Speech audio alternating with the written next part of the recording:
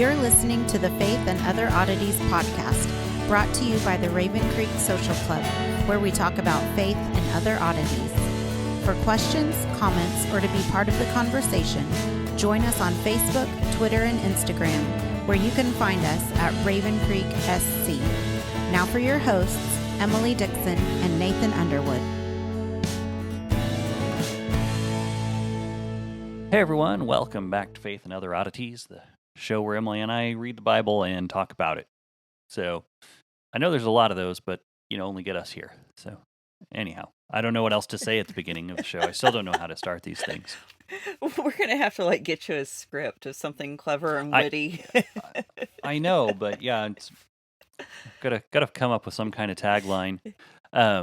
But that being said, yeah. Talk now and don't sound stupid. That's basically what I try to do. It doesn't always work, but anyway, last we left, we were still in the whole we're dealing with the fallout from Amnon and Tamar. Mm-hmm. Amnon's dead by this point, Right. but we're still dealing with all of the craziness that is involved with that. Yeah, and with Absalom and other brothers and whatnot. Well, and Joab had recruited this wise woman from Tekoa to come and talk to David because he felt like he couldn't get his message across to David. And, this woman had spun this great tale, very reminiscent to Nathan the prophet when he confronted David. And she has used it as a way to kind of say, hey, this is the right thing to do with Absalom. Because Absalom is a huge problem for David at this point, because politically, what does he do with this son who's a murderer? And we talked last week whether or not he really was a murderer or whether he had the right to kill Amnon because of what Amnon had done to Tamar, his sister.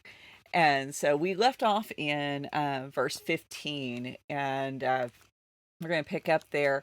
But she's at this point, she has chapter 14, verse 15, for those who may not remember what chapter we're in. But anyway, she has spun her tale. Go ahead. I have a just one note here that I think is interesting. Is most of these things have there's headings in here, mm-hmm. and those are of course added by the translators, by the people who decide how they're going to format it to try and make things a little easier. Mm-hmm. And it's very interesting to me that there's no heading for the woman of Tekoa. Right. The whole, at least in the ESV here, I don't know if it is in other Bibles, but there's nothing like that. The whole chapter is just Absalom returns to Jerusalem. Right. And we don't even get to that part until towards the end of the chapter. Yeah. And I just think there was an interesting editorial choice to make there. There really is. And and it seems kind of like it's almost nitpicky, and you don't want to get too caught up in the politics and try to be hypercritical. But when you realize that this is kind of this consistent erasing of the woman in some of these translations, and I'm not trying to be overly feminist here. I hate all the baggage that comes with that title. I am more interested in what the text says, but whenever you have other places in the ESV where every third paragraph gets that bold heading that tells you what you're looking for, and then this woman is just not even mentioned, and she is a huge figure within the Jewish culture. You get into different writings of Midrash, because she is a wise woman, and wise people were honored in the Jewish culture. Right. Yeah, and she center stage for a huge portion of this chapter. Very lengthy conversation that the king is having with a woman. And really, I think probably if we're going to go back and look at similar events, the next comparable moment would be David with Abigail. And so, Abigail, maybe because she's named, maybe because, she is a little more integral to the overall hierarchy of the family. she does tend to get more of a spotlight, which is hilarious to me, given the fact that she basically throws herself at David, and yet she's celebrated. And I know a lot of people who, oh, we want to give our daughter a biblical name, and it's like, have you actually read the story? You know, her story is so questionable that people have questioned whether or not she actually murdered her husband so she could marry David, or if God actually was the one who did it. So, you know, it, we're so just. I started to use a phrase our grandfather Underwood used. We're backwards. Let's just leave it there. We're backwards with the way we present women. And, Right. we shouldn't be that way, because the Bible, whenever the Bible writers bring in a woman, there is this commentary just on the fact that she's present, because she's done something that is so out of the norm that society has recognized her. And so that's the reason why it's important that we maintain these women, not just as, little extras. I mean, they're not the Vanna Whites of the Bible. They are actually pivotal players, and they play pivotal roles within the larger narrative, and we need to respect that because God has respected them. So I'll get off my soapbox on that one, because I don't want to Well, overplay. I did.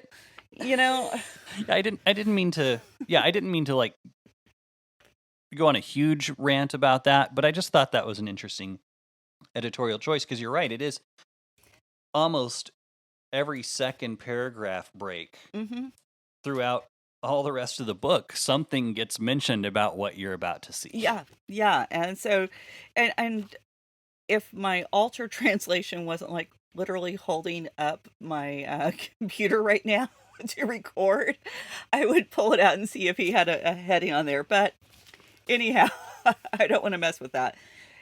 So Yeah, I almost looked at the JPS, but I remember they don't have headings on just about anything. gotcha. Yeah. Well, you're supposed to know your Bible. What can I say? Now, she has gotten through her story, and she's basically let it be known that story isn't just about her sons. It is about Absalom. It is about what David should be doing, and she kind of downplays and does a little, she's not too bold with it. And this is one of the reasons why she's considered wise, by the way, is that she knows how to use her words to make her point.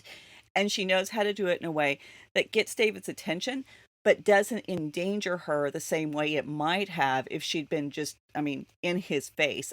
Because a woman turning around to the king and saying, "You're the man," like Nathan did, in this culture would not have gone over very well. And so, she uses her feminine wiles. And this is the reason why she's considered a wise woman. She's not being seductive. She's not being out of line.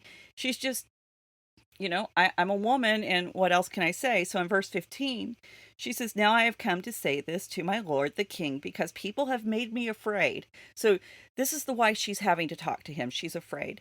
"And your servant thought, oh, I will speak to the king, because the king will perform the request of his servant." So the people made me afraid, but I can count on the king to listen to me, to do what his servant requests. And she's really good. She could be a politician. If she was alive today, you could expect her to run for president.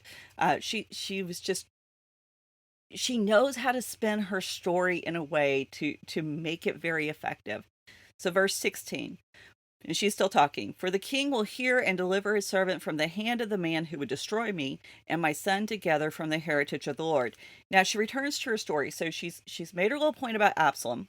And now she's going to come back, and she's going to make sure that David knows this is really about her. She wasn't there intentionally to cross lines. This really is about a problem that she has, is how she's presenting it. And I only brought it up. I only brought up the thing about Absalom because, I was afraid, but now that you've helped me, I can just celebrate the fact you're a great king. But, there's this little subtle messaging in here that if Absalom is destroyed, then the heritage of God would be destroyed. And if you remember back in Deuteronomy 32, I always get mixed up that Jacob is his portion and Israel is his heritage, or it's the other way around. But it's that same word that we find in Deuteronomy 32. Now, this is going to be important because of what she says next. Verse 17. Your servant thought, the word of the Lord my king will set me at rest, for my lord the king is like the angel of God, to discern good and evil. The Lord your God be with you. So remember, well, we should remember, these aren't just her words. Joab is the one who orchestrated everything about this encounter. He needed a wise woman who could, do some improv on the spot and be able to respond to whatever David said. But Joab is the one who said, here's the main message you need to hear. And her words here are both in keeping with what we would expect from Joab, but also with the worldview that they live in. And like I said, this language, we've already seen how it was connected back to Deuteronomy 32 with the heritage of God. And now we see it connected back with the angel of God. This is how she is describing David. Now, if you remember the kings of the other nations, they are the embodiment, they are the representatives, they are the descendant of the gods. Well, what's the other name for gods? That's Elohim. Whenever we talk about Elohim and being sons of God or sons of the Elohim, now we're talking angels, we're talking divine beings. And so these words really do get, you can plug them in different places and they're synonyms. They all work to describe the same thing. And this is one of those times where a word study wouldn't necessarily help you find this passage if we're going to talk about the divine council worldview. But the themes will take you back here, because now we can begin to understand why it's significant that she describes David both as a king and Lord, but also as that angel of God. And by the way, the context there is kind of a little tricky. We don't know if she's actually saying the angel of the God of Israel or an angel of the gods. So we don't know what her worldview is and how much it reflects Judaism and how much it reflects just the Canaanite culture that she would have been exposed to. But because these are Joab's words, this is what Joab has to say about the situation. We're learning a lot about who Joab is as a person, because we're finding out that there are certain behaviors in a king that he finds praiseworthy. And one of them is that he acts like an angel of God, that he acts like these other kings of other nations. Now, Scripture never tells us whether or not it's appropriate that David bring Absalom home. We're not told. There's no critique implied or overt. We know that it doesn't work out, but there's a good possibility it doesn't work out, not because it's the wrong thing to do, but rather some of the things that David does when Absalom returns, and we're going to get to that in a little bit. But this woman attributes a couple of things that are kind of interesting to David. Okay, so number one, he's like an angel of God. And number two, he has the ability to discern between good and evil. Now, it's interesting that when she says to David that he can understand good and evil, which is how the ESV has it, she actually says shamak. And so Shema, the word that we find in Deuteronomy 6:4, Shema Yisrael Adonai Eloheinu Adonai Echad, that pivotal prayer of Judaism. And so she actually isn't saying that he understands it, but that he can hear good and evil, and he can discern between the two, and he can obey this ruling of what he should do based on that. It's not just, it's not just he knows the difference, but he actually has the intention of doing what is good. And this is why he can hear her, his servant, and respond, because she's not presenting her own views on the matter. She's actually claiming to present what is good and evil. And so if she thinks what she's saying is good, then of course David needs to listen to her. And of course David needs to respond positively, because it's not about her. It's not about the messenger. It's about the quality and the character of the words she's saying. And she adds that, the Lord be with him, or the Lord will help him. Now, she makes this point even more emphatic in verse 20, and it adds another layer to her story. But first, we got to get through the 18 and 19. So, verse 18, then the king answered the woman, do not hide from me anything I ask you.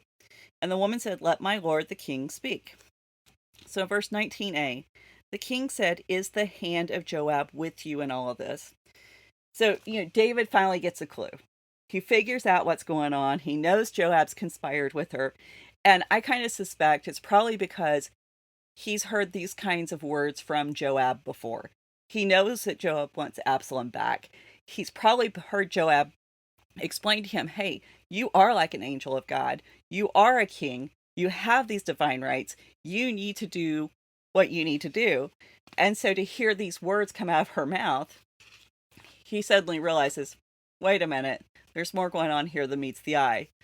So continuing with verse 19, the woman answered and said, as surely as you live, my lord the king, one cannot turn to the right hand or to the left hand from anything that my lord the king has said. So I cannot tell a lie. I can't even try to hide from you. No matter which way you turn, you're going to understand what the truth is. And it was your servant Joab who commanded me. It was him who put all these words in my mouth, in the mouth of your servant. So she throws Joab under the bus. She's realized she's been caught. She's not going to take the heat for it. She can play, he made me do it. He's a mighty general. He's a mighty man in your army. He might as well be the second in command in all of Jerusalem. He told me to do this. So yeah, I'm out. I can't do anything else except for do what I was told. Again, another reason she's a wise woman. So verse 20, in order to change the course of things, your servant did this. But my Lord has wisdom like the wisdom of the angel of the Lord, to know all things on the earth. So she's really laying on the flattery thick, and that's where most commentators start. However, most commentators don't take into account the fact that she's brought in that language from Deuteronomy 32. She's brought in these terms that are so theologically loaded when we look at the divine counsel worldview. And wisdom is an attribute of God. And I should have pulled up the verse, but I didn't. But in Proverbs, it says that God created the earth. What does he use to create the earth? Wisdom, knowledge, and understanding. So she's really playing it up. And, we need to remember within the story that Jonadab, back with Amnon, he was Amnon's counselor. He was wise. This woman's wise. And now David is wise because he knows all things. But the problem is he had failed to see through the plot at Amnon's house. When Amnon made the request, even when he asked for those heart-shaped dumplings that may have been some kind of love potion, whatever, David didn't even understand what was going on there. And it takes him quite a while to figure out who this woman is and what she's up to. So David's wisdom is dubious at best. But she really demonstrates the tension of what was going on within the royal courts at this time. Because as a king, David is certainly most definitely a representative of God. And so his job is to reveal God's heart and intentions and purposes for the nation, for the people. He's supposed to model his behavior as one who is a representative of God, but he's not supposed to do it as a descendant of the God. He's not supposed to do it as one who was the product of this illicit union between divine beings and humanity. And so he really lives in this strange tension that it's kind of hard for us to put our minds in, wrap our minds around, because it's being that representative of God because you were chosen and adopted and selected, but without sacrificing the humanity in doing so. And so this tension would have played a huge part in how people from Israel tried to grapple with that reality. What does a king mean to us as a nation of the one true God, and not being Hmm. represented by these other gods? But I also think, I was thinking a lot about this because, it's not that unfamiliar. And you can get online and you can find Christians like this all over the place. And there are two extremes. And they're the ones who, oh, I'm a worthless, rotten human. And they never celebrate the fact that they have been chosen by God, that God loves them. He wants to redeem them. He wants to bring them into this holy family and this community of faith. And they just wallow in their abject sorrow and misery and feeling very pious about it. But they're also Hmm. very ineffective of being a witness to the world. Or you've got the people who, of course, God chose me. And they feel like, as the representative of God, they can do no wrong. They don't Hmm. have that balance. So that tension, even though we're seeing it really kind of for the first time in the Bible with David, we we still feel that. And I think Hmm. that's a reality. I think we're always going to grapple with as human beings, because how do we walk in confidence but still with humility? And Yeah, no, it makes sense what you're saying because I have seen that quite a bit where there's everything is just so terrible, and that goes to, I think I mentioned it a week or two ago, just that theology of you messed up so bad that Jesus had to die, and for one, it's kind of narcissistic, right. um, but two, it really is. It's not helpful whenever you're putting together a picture of a loving God. um, Whenever you look at this ideas about the restoration of the earth, it's not just, oh, someone has to be punished because you messed up. It really, I mean, I don't know. When we were, I've said it before, it's worth repeating. When we reduce the gospel to that, it just, it, it makes it trivial and almost nonsensical. Um, so Well, it's a lot more than just and, that. and I think the inability to reduce it into just this nice little formula, and here's the 5 points of your condition or salvation, or however you want to do it. Your 1, 2, 3 easy step hamburger helper Christianity. It forces us to recognize that this is about an ongoing relationship. And just like, like my husband, he calls me when he leaves the job site. Why does he do that? Is it because somehow during those times he was gone to the job, he was no longer my husband? Absolutely not. He calls because in order for our relationship to function smoothly, which one of the key elements of that is keeping him fed, because he turns into a grouch when he's not, he calls me so I can make sure that there's dinner ready waiting for him when he gets home. And it's not that at any point in time we stopped being in a relationship. It's just that by checking in and reaffirming those things that make a relationship run smoothly, we- we're we're being real. I if there's so many marriage books out there, and it's really interesting to see how many of them go, if you just do this, this, and this, your marriage is going to be perfect. Well, maybe if I was married to a perfect man. Uh, but so far, I haven't found one that actually works in real life. Not completely. There might be some good suggestions, but that's the thing with God's relationship with us. Yes, He is perfect, but we're not. So He does check in. He makes those phone calls. We should be making those phone calls. He sends those reminders, and you have that give and take, because it can't be boiled down to those easy steps. So that's like one of my big pet peeves. I hate it when there's like a formula, because they don't work. They just Right.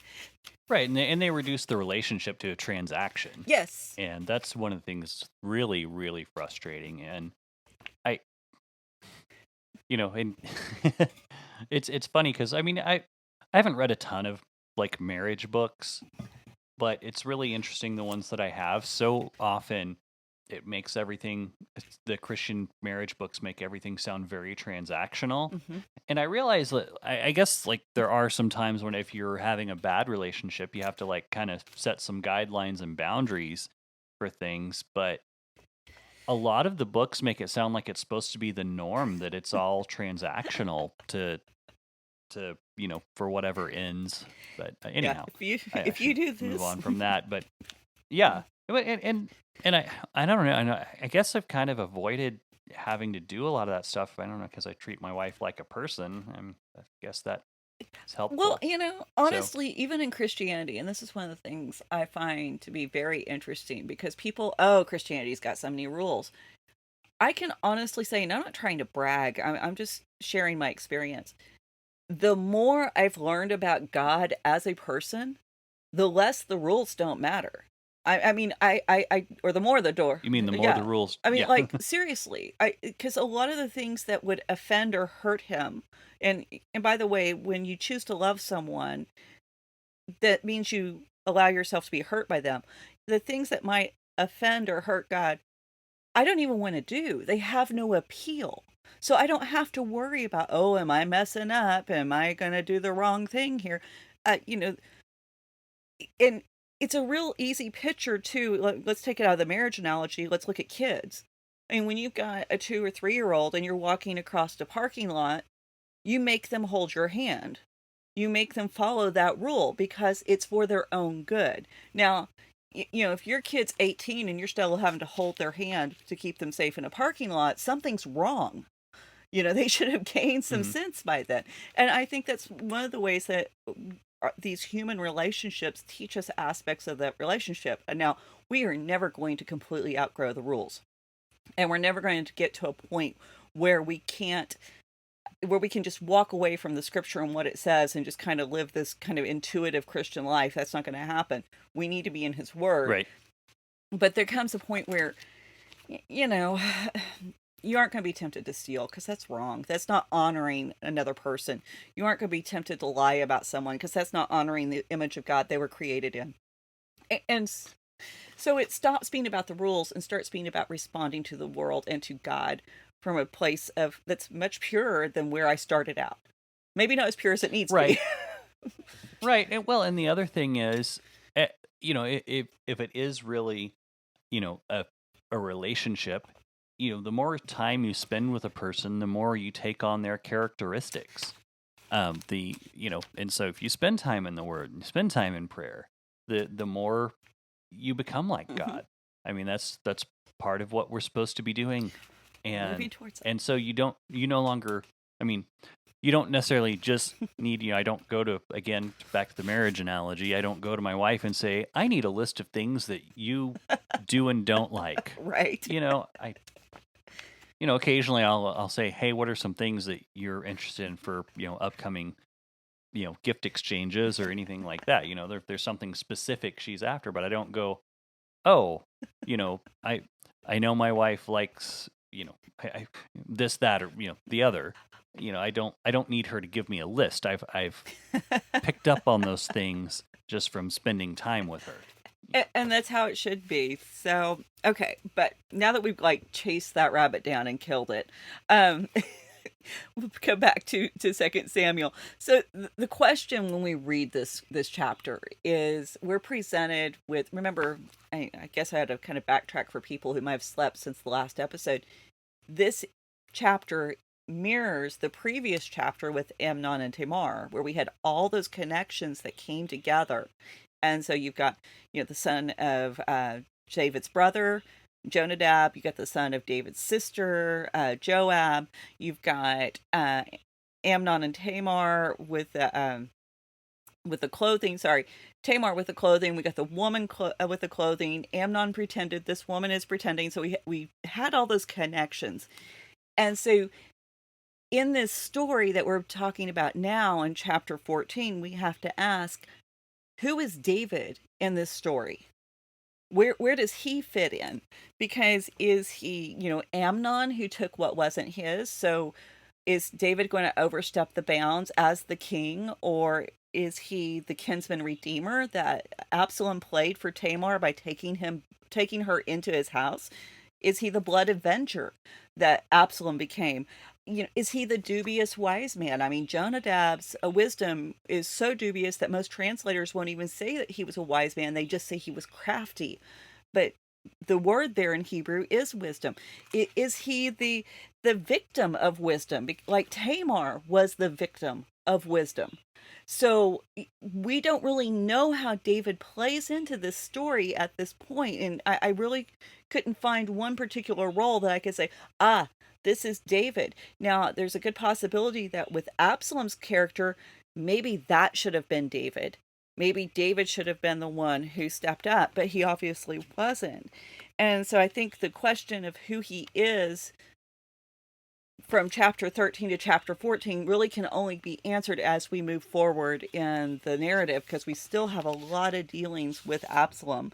And the other point we need to recognize is, because this chapter, a lot of it is a reversal, one of the things we should notice is David is responding to this woman.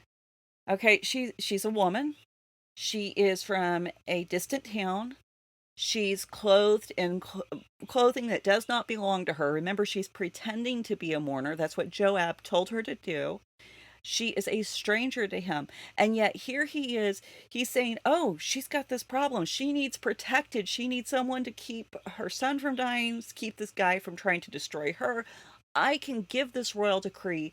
I can make this command in regards to her safety and security. And as the king, that's the right thing for me to do.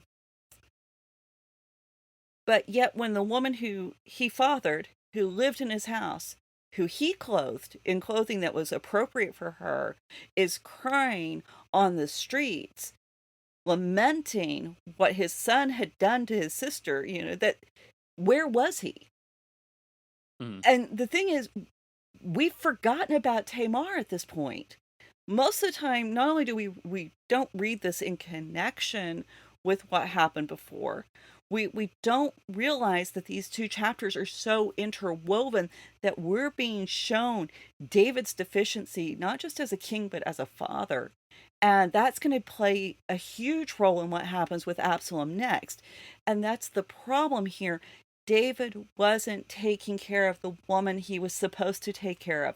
If he would have taken care of Tamar, I think the story would have been completely different. But as it is, things didn't play out so well. So at this point in the chapter, we have this shift. And we leave the woman behind. Joab's been identified as the instigator, so David's going to deal with him directly. So in verse 21, David says to Joab, "Behold, now I grant this. Go, bring back the young man Absalom." Now, notice the language here. Last week we talked about, throughout this chapter, David is not called by name, not even once. He is the king. He's operating in the official royal capacity. Now Absalom is not the son, he is the young man. Alter sees this as a term of endearment. It's kind of affectionate. Earlier in Samuel, whenever the boy Samuel was being spoken about, he was called by the same word, this Na'ar.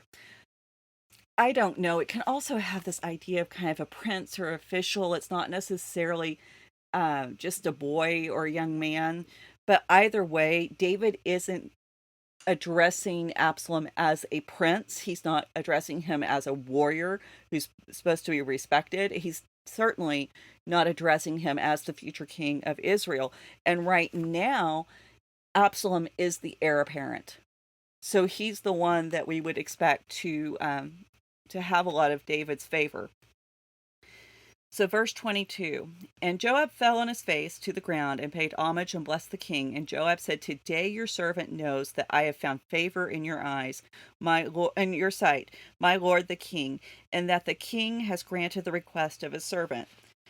So it seems that Joab there's a real vested interest in bringing Absalom home. We don't know why at this point. There's a possibility that he just had a great affection for Absalom. I mean, Absalom would have been his cousin. They would have spent a good deal of time together. They were both in Hebron together when Absalom was a boy. And when you grow up with family that close by, a lot of times you do have those deep relationships. Um, we know that Joab is fiercely devoted to the continuation of the Davidic monarchy. Absalom seems to be the one who can make that happen. Remember when Absalom attacked Amnon, all the other brothers scattered. None of them stood up and said, hey, this is the wrong thing to do, or even said it was the right thing to do. They just got on their donkeys and got out of Dodge. So Joab's motivation here is a little interesting, and I think there is some affection and some attachment, which will be very important when we get to chapter 18, and because it's going to give a real punch to the story that I think we sometimes miss. So verse 23. So Joab arose and went to Geshur and brought Absalom to Jerusalem. So probably indicates that Geshur and Israel, they're on friendly terms. I mean, after all, an enemy king's top-ranking war general does not waltz into enemy territory and take a guy home. That just typically does not happen. It could be too that the two kingdoms had some kind of understanding worked out about royal children, and because what we have to wonder about Absalom, and this is speculation, I don't think we can prove this from the text. He could have been in line for the throne of both kingdoms, Geshur and Israel. And this could have also played into Joab's desire to bring him back, because he couldn't have Absalom joining Geshur in any kind of military takeover of Israel. If he was going to be Torah observant at all, he couldn't have Geshur just absorbed into Israel. There still needed to be that division. And so Joab may very well have just said, hey, we've got to get him out of there before his grandpa decides he can use him as a pawn against our country. And this is the smart thing to do politically. And it would also explain why when Absalom returns to Jerusalem, David put some very strict provisions on what Absalom can and cannot do. And so I think we need to kind of consider whether or not that was a reality. And we're going to talk some more about that. Not a whole lot more, but a little bit. Because there's just hints that there's more to Absalom staying in Geshur than what we originally might have suspected.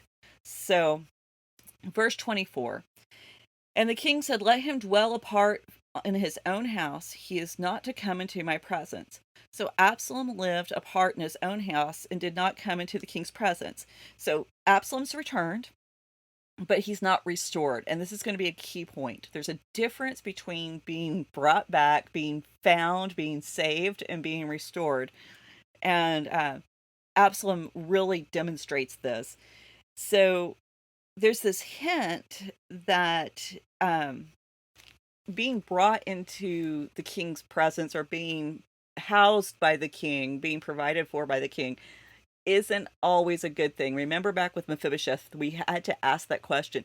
Is sitting at the king's table, is that blessing and favor and honor, or is it just a good way for David to keep tabs on a political threat? And so a lot of how you read this is going to depend on how we translate that those verses that earlier where David's heart went out for Absalom, that whether he was pining for Absalom or whether he was wanting to go out against Absalom. And we spent a good deal of time on that in the last episode. And the other interesting thing in this verse is the ESV says that Absalom should not come into the king's presence. Now the Hebrew says that Absalom should not see the king's face. So this is really interesting, because when we talk about not seeing someone's face in the Bible, immediately our thoughts go back to Moses on Sinai, where he's not allowed to see God's face. But Rabbi David Silva of Dresha, he actually points out that this could be a connection back to Jacob and Esau, because when Jacob forgives Esau, or sorry, when Esau forgives Jacob, Jacob says to see Esau's face is like seeing the face of God. So there's some really interesting connotations there that David is almost saying, I'm too godlike for Absalom to return to my presence. I can't have that violent murderer of his brother in my presence. He needs to stay away. So this isn't just he can't be in my presence. It has deeper theological undertones to it whenever we see the real words that are there in the Hebrew versus how the ESV decided to translate them, which I don't understand because it wasn't a hard translation. Now, Bergen sees more connections with Esau, and we're going to talk about specifically what some of them are, but we're going to get there later. Then after you have this notation that he's returned, and again, this is another one of those breaks in the chapter like we were talking. So you've got David talking to the woman, David talking to Joab, and now we're going to have this description of Absalom. And you would expect that would be how the chapter headings would be within there, but they're not. So the next few verses give us this personal information about Absalom. So verse 25. Now in all of Israel there was no one so much praised for his handsome appearance as Absalom. From the sole of his foot to the crown of his head there was no blemish in him. This word here is not, usually in the past when we've talked about something being good or beautiful, we've used the word tov. That's not this word. This word is Yahweh, which Yahweh is the word that's used to describe Sarah. It's the word used to describe Rachel. It's used to describe Joseph when he's in Egypt. Was it also the word used to describe Tamar? Tamar, yes, and David himself. And so you almost, anytime you have someone described this way, you're almost waiting for that other shoe to fall. You know that something horrible is going to happen to them. There is no blemish in him. He's Moom. And there's no physical defect. This is the word that we find not just of being physically whole and physically without blemish. It also talks about a moral quality. Specifically, we find that in Deuteronomy 32:5. And that verse says, they, and talk about Israel, have dealt corruptly with him, referring to God. They are no longer his children because they are blemished. They're mu'am. And they are crooked and twisted generation. So this is a continuation, driving back home that Deuteronomy 32 worldview, where who is the king? Where is the king of Israel within this overarching scheme? Is he one of the sons of God?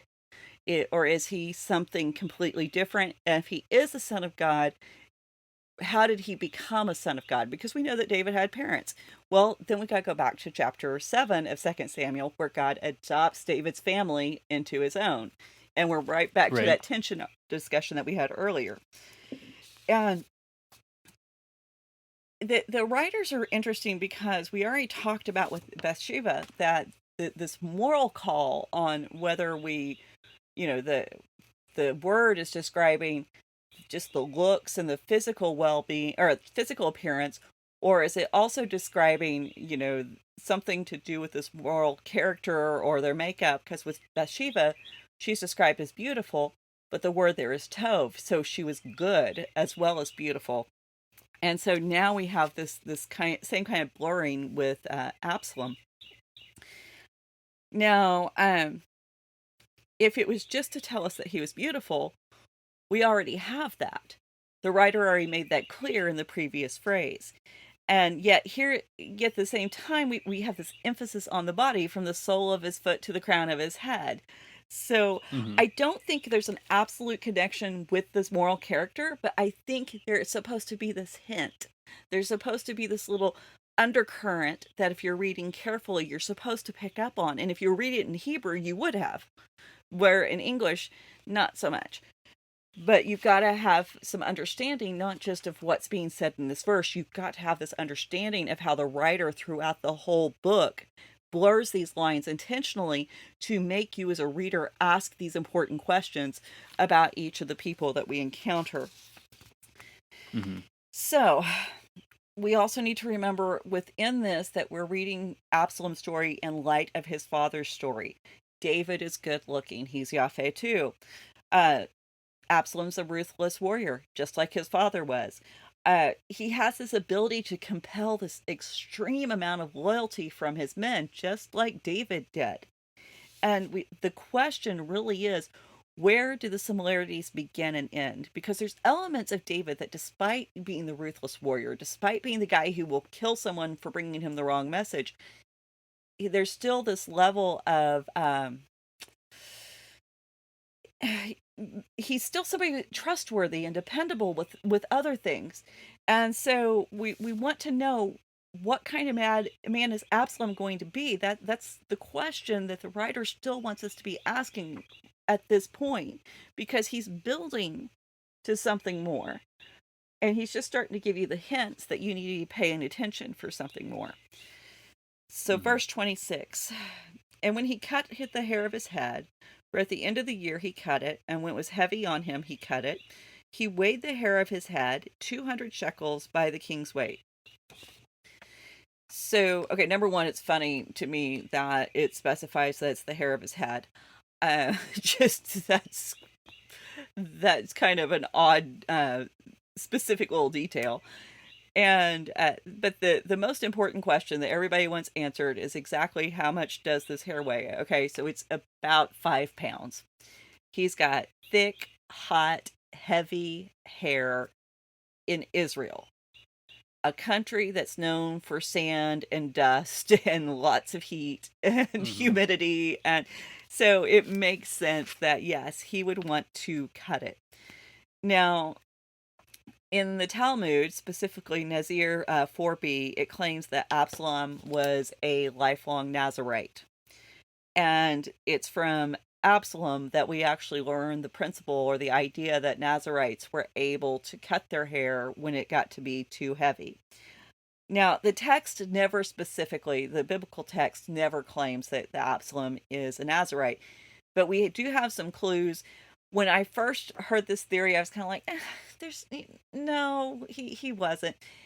Now I'm kind of on the fence. Maybe he was, maybe he wasn't, but it does have some interesting implications if he was. And so, of course, when you've got this mention of hair, and especially long hair on a man, we tend to think of Nazirites.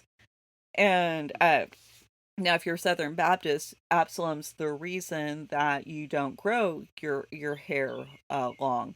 But we got to remember at this point in the Bible, there's no prohibition, not even an obscure or maybe misguided prohibition. If he's not a Nazirite, then the other camp immediately is, oh, well, this is vanity. And there's lots of things Absalom's going to be arrogant about. I get it. But you got to remember, in this culture, in this time, you didn't have barber clippers. Cutting hair, I would be interested to know exactly what tools they had for cutting hair. I mean, we've had some of those sheep shearing clippers, and keep those things away from me because they're going to pull. Who would actually want to endure a haircut? It literally could be a painful experience at this point in time. So I don't know if vanity is really the reason. And honestly, if I was cutting off that much hair, I would probably want to weigh it and see how much it weighed. I mean, we do it all the time. Go on Facebook, and how often do your friends with long hair cut off their hair, and they don't have necessarily the scales, but they've got the braid with the ruler showing how much hair they cut off. And do we go, oh, well, they're just being vain? Do we condemn them for that? And, sometimes when people in the Bible do stuff, it's because they're humans. And if we think that the internet developed this mindset that what we do is interesting, and that's where it all began, was with Instagram, we've lost our minds. Everybody thinks what they do is interesting, or they wouldn't do it. So, anyway, I don't know if we can attribute attribute vanity at this point. I think for other things, absolutely. And it could be that there is, you know, the two kind of might go in hand. But of course, when we're talking long hair, we're talking Nazarite. We're already beginning to see some connections back to Samson. So we're kind of, we should be looking for what's going to happen next. We should be preparing ourselves. Bergen sees this connection of the hair actually taking us back to Esau, which we have reason for when we just referenced Esau, as far as seeing Jacob saying, seeing Esau's face was like seeing the face of God. Um, Esau was a hairy guy. He put the goat skins on, Jacob had to put the goat skins on his hands so that he could trick his father. Absalom is going to trick his father just like Jacob did, pretending to be Esau. Bergen says Absalom's the favored son. I don't see Absalom being the favored son. Esau definitely was the favored son of Isaac. Mm-hmm. Esau sacrifices his birthright through foolish decisions, and obviously Absalom's going to do the same. And Esau caused Isaac grief, which Absalom's definitely going to cause David grief. I see where Bergen's going. I don't know if I necessarily agree. I think some of it kind of depends on how you read those verses, particularly at the end of chapter 13 and the opening of chapter 14, on whether or not David was pining and longing for Absalom, or whether he wanted to go out against Absalom. But either way, if you're familiar with the Torah and you're familiar with the story of Esau, or you're familiar with the story of the Judges, then there's some foreboding in this description. So verse 27, there was born to Absalom 3 sons and 1 daughter whose name was Tamar, and she was a beautiful woman. So this is the only time, I think this is interesting, the only time in the Bible that we have a list of children in which the sons are not named and the daughter is. So in 2 Samuel 18:18, this is where we have a little bit of a problem, because Absalom says he has no sons to keep his name in remembrance. His sons are never named in the scripture, and it's possible that they died young. We aren't told. It's possible that he didn't believe that they were strong enough or powerful enough to actually make sure his legacy was continued. Josephus, when he wrote Antiquities, actually claims that when Absalom made that statement, that the sons were very much alive, but he decided to go ahead and he was build this monument to make sure that his name continued if his sons failed to do so. And yeah, it's kind of crazy. Now, Alter points out that the timeline, because it's traditionally kind of been assumed that Absalom named his daughter Tamar after everything that happened in chapter 13. Alter points out the timeline doesn't work. So he actually named his daughter Tamar even before all of these events. So there's an indication that Tamar and Absalom were always close and that he always watched out for her. So in verse 28, we return to the narrative, and it says, so Absalom lived 2 full years in Jerusalem without coming into the king's presence, without seeing the king's face. He's confined to Jerusalem. He's not allowed to go to Baal Hazor. We know he's got property up there. That's where his livestock is. That's where his sheep are. He's not allowed to go into the royal courts, and that's where everything's happening. That's where all the big plots and plans and the hopes for the future are being discussed. It's there at the royal court. So once again, he's returned, but he's not restored. And functionally, he really is every bit as crippled as Mephibosheth is at this point. And, the only difference is Mephibosheth actually gets to be in the king's presence. He gets to eat at the king's table. So Mephibosheth is being treated better than Absalom is. And notice it's 2 years. He's in Jerusalem 2 years. And the reason why that's significant was because he waited 2 years from the time Amnon attacked Tamar to when he decided to kill Amnon. So this 2 years seems to be like the length of Absalom's fuse. Like once you hit the end of the 2 year mark, I'm going to deal with things. So, yeah, I have a feeling anybody who knew him knew, hey, yeah, he's patient until he isn't. This kind of sounds like our family trait. We're patient until we're not. Just, Yeah. Yeah. I'll take a lot, but don't push me over that final edge. So, verse 29. Then Absalom sent to Joab to send to the king, but Joab would not come to see him. And he sent a second time, but Joab would not come. So, this reveals how severe David's decree to Absalom was, that he could not come into his presence. Absalom can't even send David a messenger uh, except through an intermediary. He can't even, send a note to his father without recruiting someone that can make an appeal on his behalf. And there's one of two reasons here. One is either David's still very, very angry about the fact that Absalom's killed Amnon, which, it could be. The second reason is that in receiving Absalom or even communicating with Absalom, that it could somehow be seen as David condoning what Absalom had done, and that's a political problem. Now, if we believe that it's because talking to Absalom creates a political problem, then you have to wonder, why did David put him in Jerusalem? I mean, he's got all of Israel. He could have put Amnon anywhere.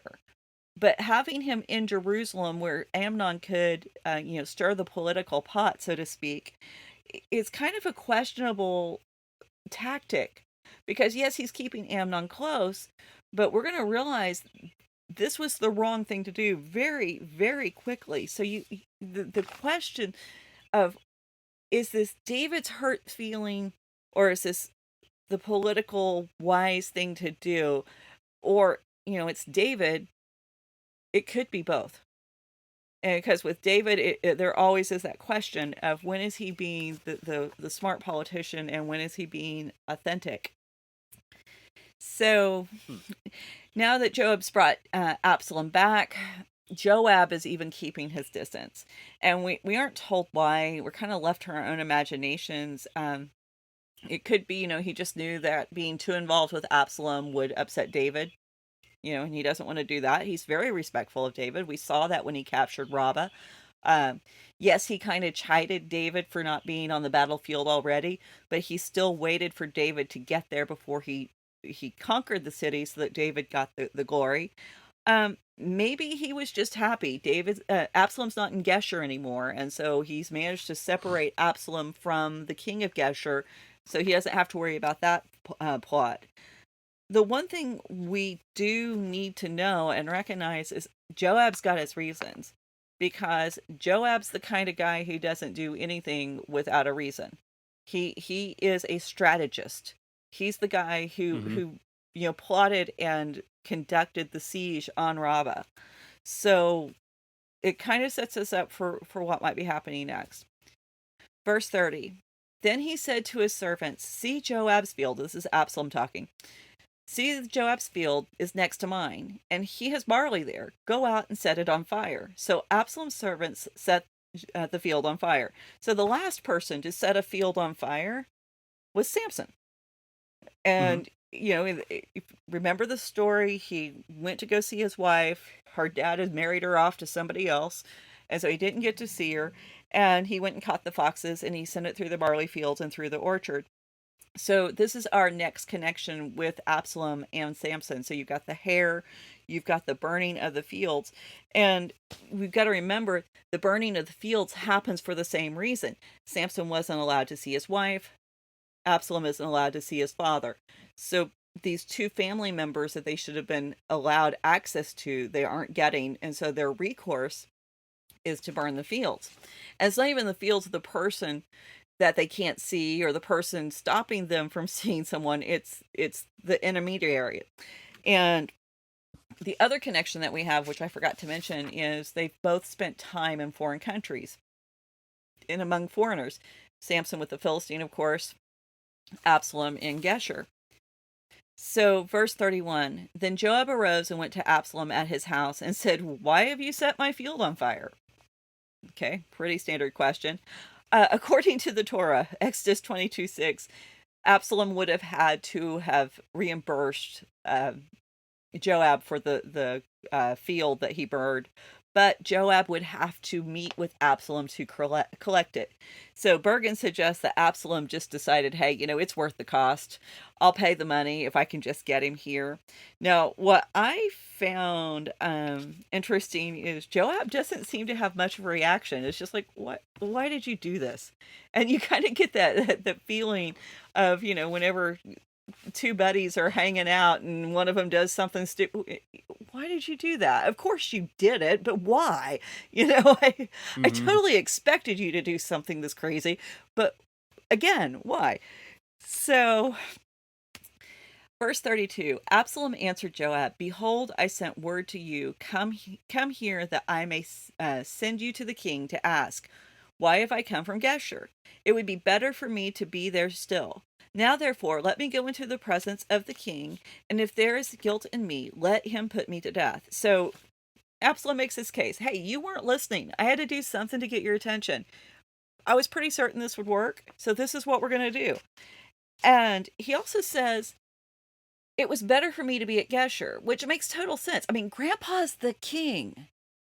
So he would have had a certain level of prestige. He would have been included in the royal courts, probably.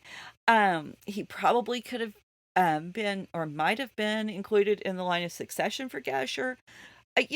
Or maybe it's just the fact that he's at Grandpa's house, and we all know everything's better at Grandma and Grandpa's house. And so, there's this reasoning with, hey, if I had at least been there, I would have had some freedom. I could have continued my life. So no matter what was going on or what the level of comfort in Geshur was, it's still better than being under house arrest in Jerusalem, knowing Dad's across the street. That's pretty much what it boils down to. And also the fact that he is being shunned by his father actually would have opened him up to more ridicule from other people in Jerusalem. I mean, if the king is not talking to you, then I'm not going to talk to you. I don't want to get too close to you because, some of your ick might rub off on me.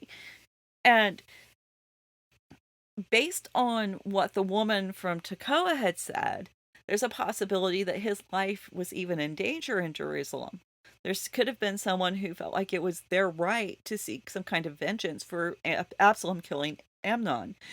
So the other thing he says, which I find to be very interesting, he says, if there is guilt in me, let him put me to death.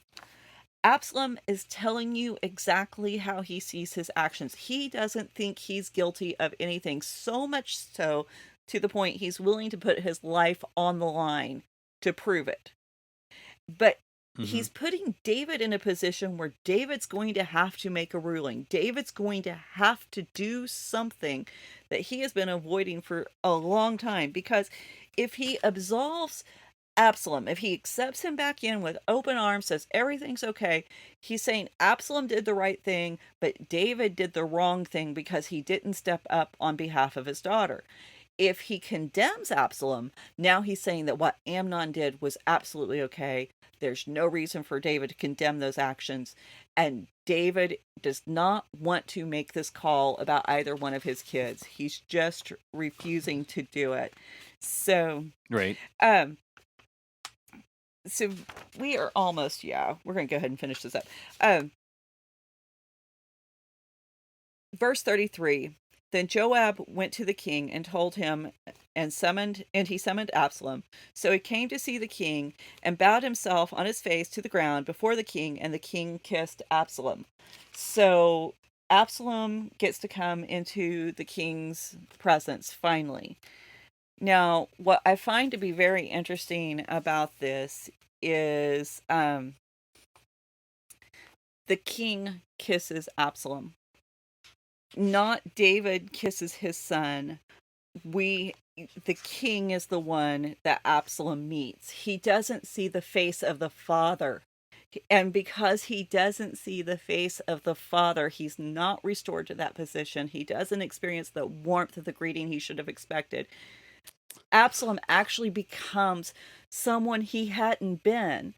someone that we hadn't really seen from him. We got to remember he started this story as a hero, and he is going to move forward from here, and he's going to become villainous because he doesn't receive that open-armed acceptance from his father. And it's really interesting when you read this story and you put it in light of the prodigal son.